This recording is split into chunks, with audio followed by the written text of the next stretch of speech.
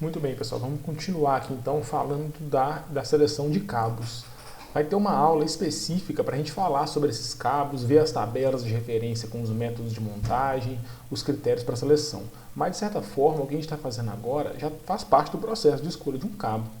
E agora, nesse momento, a gente vai ver o seguinte: qual que é a corrente que eu tenho que considerar para dimensionar um cabo, por exemplo? Se eu tiver uma carga de corrente alternada para dimensionar um cabo, é muito simples. Eu posso pegar a potência dessa carga, dividir pela tensão e encontrar a corrente, que é a corrente, vamos dizer, presumida de projeto, que eu acho que vai passar naquele... Que eu acho não, né? Que eu calculei para aquele cabo, e aí eu escolho um cabo que seja adequado para essa corrente.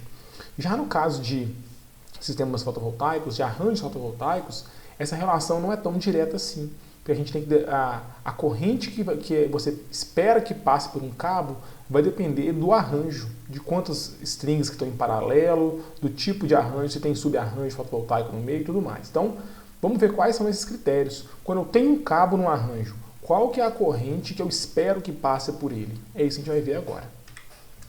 Então, antes de a gente começar, eu quero deixar bem claro para a gente aqui o que é string, o que é arranjo, o que é subarranjo fotovoltaico.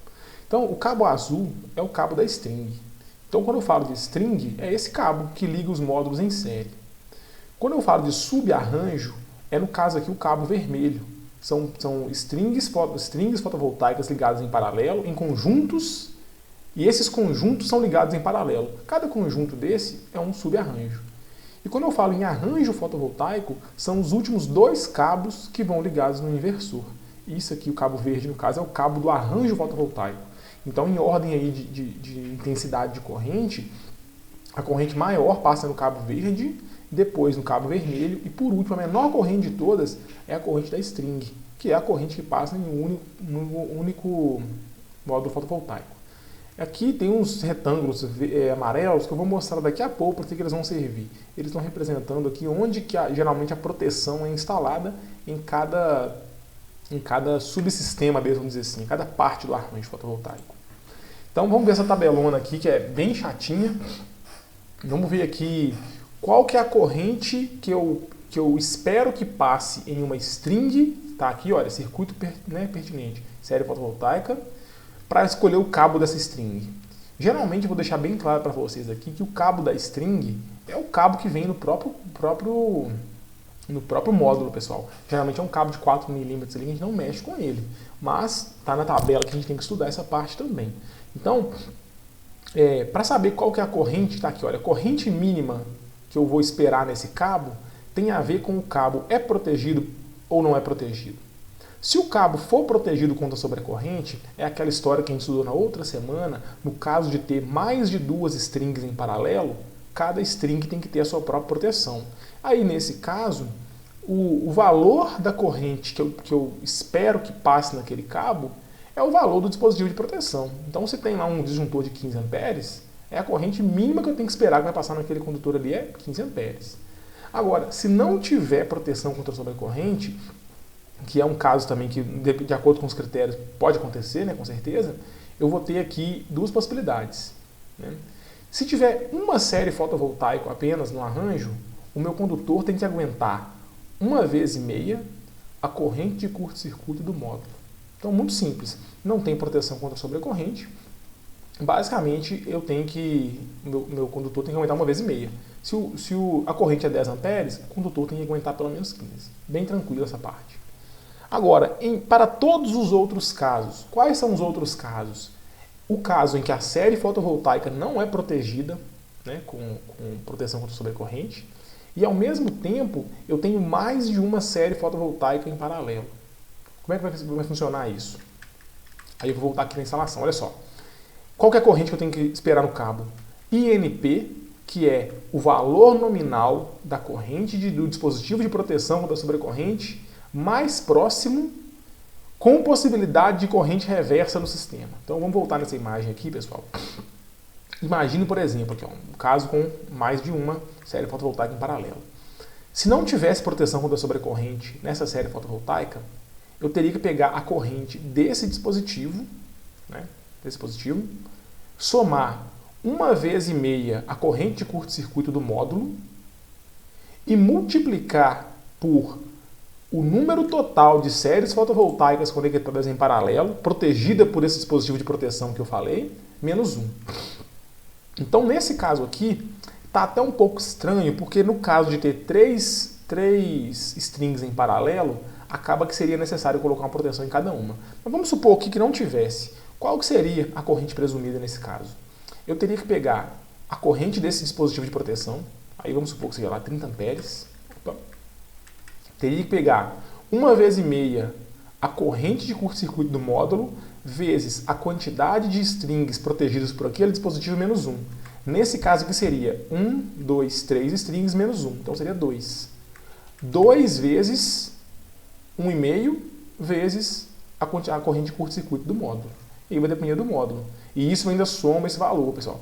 Tudo isso é para garantir que se tiver uma corrente reversa do restante do sistema aqui, esse condutor da string vai resistir a essa corrente, a pior situação possível que eu expliquei para vocês.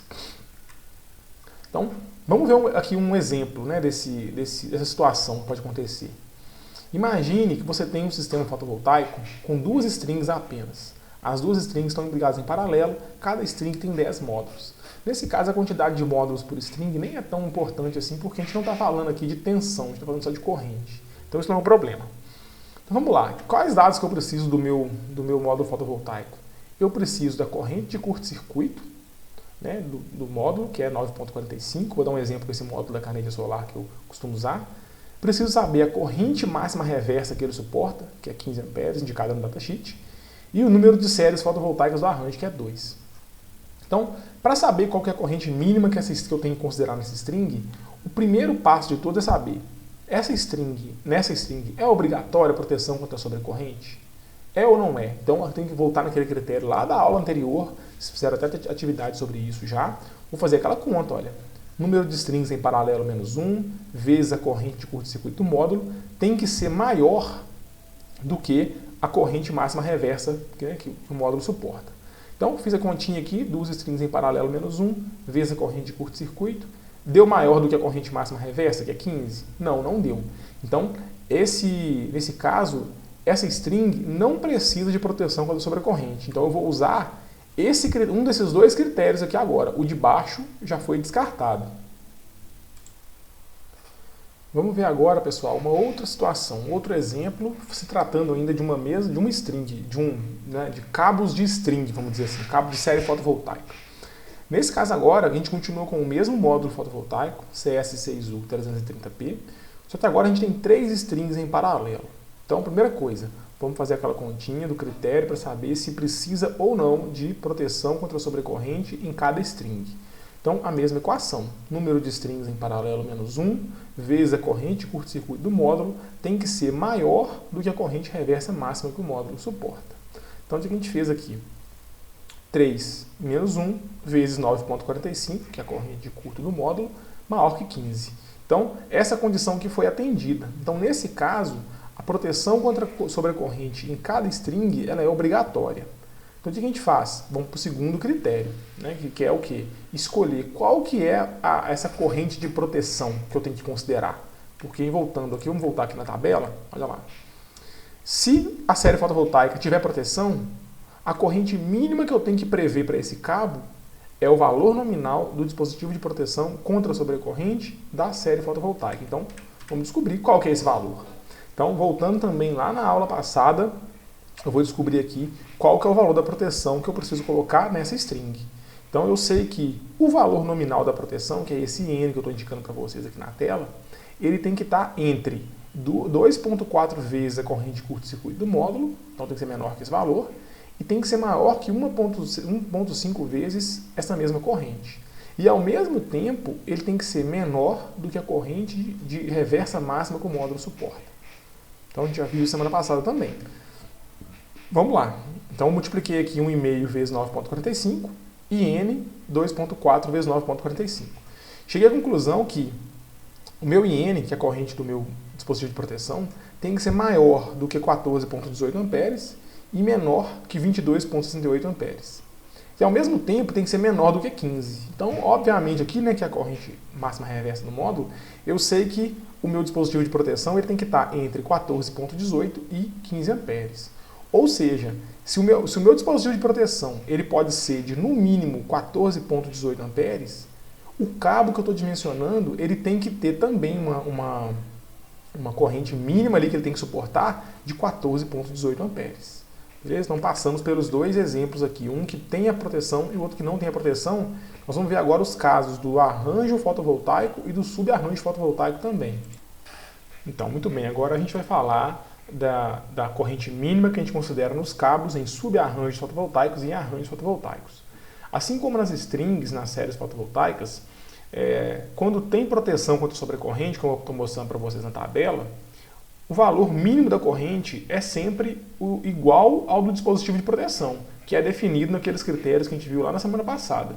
Então, tanto para o subarranjo fotovoltaico, que eu estou indicando para vocês, quanto no arranjo fotovoltaico. Então, é o maior valor entre esses dois.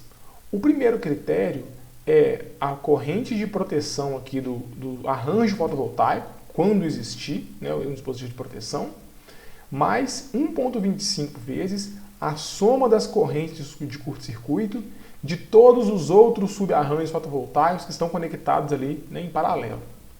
E o segundo critério é basicamente 1,25 vezes a corrente de curto-circuito do próprio subarranjo. Beleza? Então, nesse caso aqui, é um critério bem simples e é parecido com o do arranjo fotovoltaico também. Então, lembrando que a gente estava falando de subarranjo, agora a gente vai falar de arranjo fotovoltaico. Então, no caso do arranjo é o seguinte: se tem proteção contra sobrecorrente, a corrente mínima é a própria corrente da proteção, e quando não tem, é 1,25 vezes a corrente de curto-circuito do próprio arranjo fotovoltaico. E aí, vamos ver um exemplo também. Chamei aqui de situação 3. A gente tem aqui os mesmos módulos fotovoltaicos, strings de 10 módulos do mesmo jeito, e agora a gente tem dois subarranjos ligados em paralelo, e cada subarranjo está ligado a uma entrada exclusiva do inversor. Então é bom lembrar disso. Então a gente tem aqui o subarranjo, cada subarranjo é ligado a uma entrada exclusiva, então não tem subarranjo em paralelo nesse caso aqui. E aí, cada subarranjo conta com 3 strings de 10 módulos cada. Então a primeira coisa para saber, quando eu vou pegar essa tabela para utilizar, é saber esse subarranjo, ele tem ou não tem proteção contra a sobrecorrente? Então nesse caso aqui a resposta é não. Porque, segundo os critérios que a gente viu na semana passada, o subarranjo fotovoltaico só precisa de proteção quando tem mais de 2 subarranjos fotovoltaicos conectados em paralelo. E nesse caso aqui, não tem subarranjo em paralelo. Cada subarranjo está ligado numa entrada exclusiva do inversor. Então não é necessário. Então eu vou passar agora para um desses dois critérios. Eu já vou indicar para vocês. O primeiro não vai ser utilizado, porque nesse caso não tem subarranjos em paralelo. Então esse 1,25 vezes a soma das correntes de curto de todos os outros subarranjos não faz sentido, porque eles não estão ligados em paralelo. Por isso a gente vai para o B. 1,25 vezes a corrente de curto-circuito do próprio subarranjo. Então, basicamente, eu vou pegar aqui a quantidade de strings em paralelo, que é 3, multiplicar pela corrente de curto-circuito de cada string, que deu aqui 28,35 amperes. Essa é a corrente de curto-circuito do subarranjo. E aí, de acordo com a tabela 3, eu vou fazer 1,25 vezes esse valor, que deu 35,44 amperes. Ou seja, num esquema parecido com... Ou seja, essa é a corrente que o cabo do subarranjo fotovoltaico precisa suportar nesse arranjo fotovoltaico que eu acabei de explicar para vocês.